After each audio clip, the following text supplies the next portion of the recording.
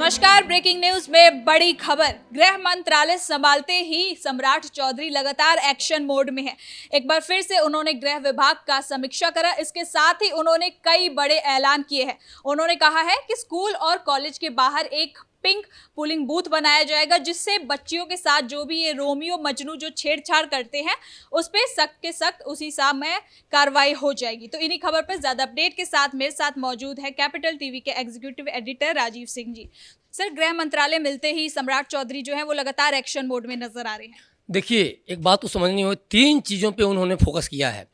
एक तो anti Romeo squad को लेके उन्होंने साफ साफ खुली चेतावनी दी है, खुली धमकी दी है। दूसरा, माफियाओं को लेकर उन्होंने खुली धमकी दी है। और तीसरा, अपराधियों को, संगठित अपराध के खात्मे को लेकर। बिहार में ये तीनों चीज़ें देखा जाए, जो तीनों जो उपद्रवी जो इस तरह के हैं, तो वो सबसे ज़्यादा सक्रिय देखे जाते हैं।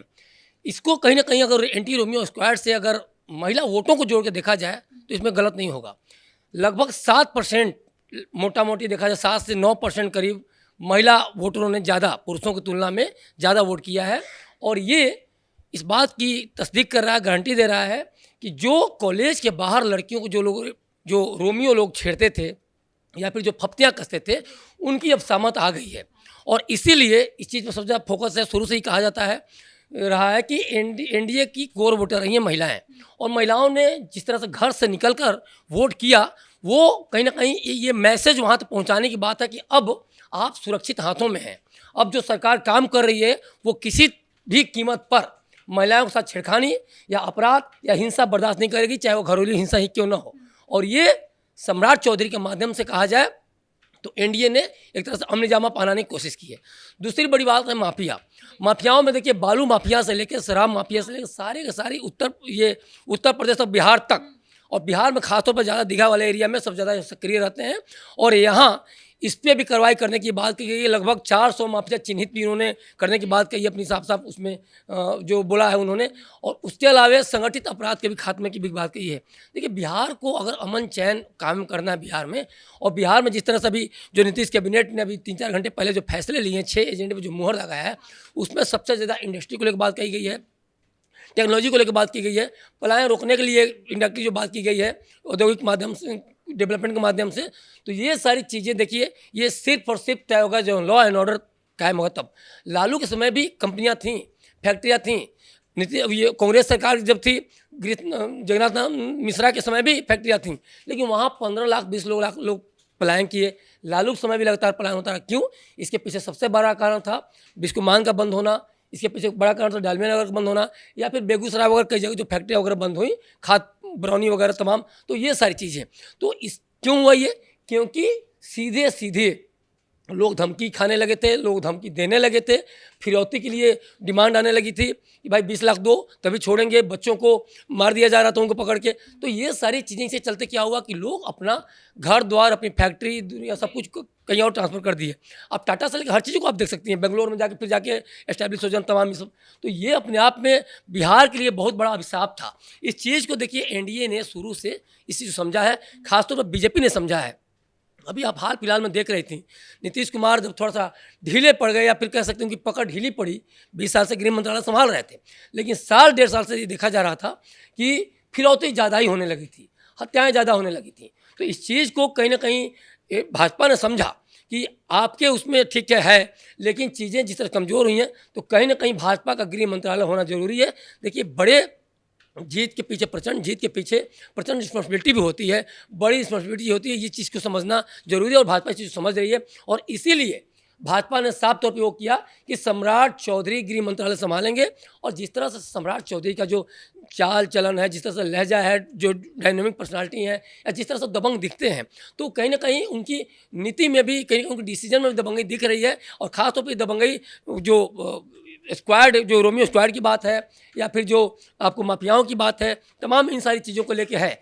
तो ये लगातार इस चीज़ को लेके वो हमलावर भी हैं। इसके साथ उन्होंने एक जिक्र ये भी किया है कि जो अपराधी जो जेल के अंदर फोन लेके जाते हैं उसकी भी जांच की जाएगी। ये सारी चीज़ें अपराधियों को लेके बात कहें। उन्होंने ये भी बोला है कि खाना भी जो जेल में जाएगा, तो चूंकि जेल प्रशासन इनके अंदर ही, गृह मंत्रालय के अंदर ही आता है, तो खाना भी जो जाएगा वो डॉक्टर चेक करेगा, उसके बाद ही कुछ होगा।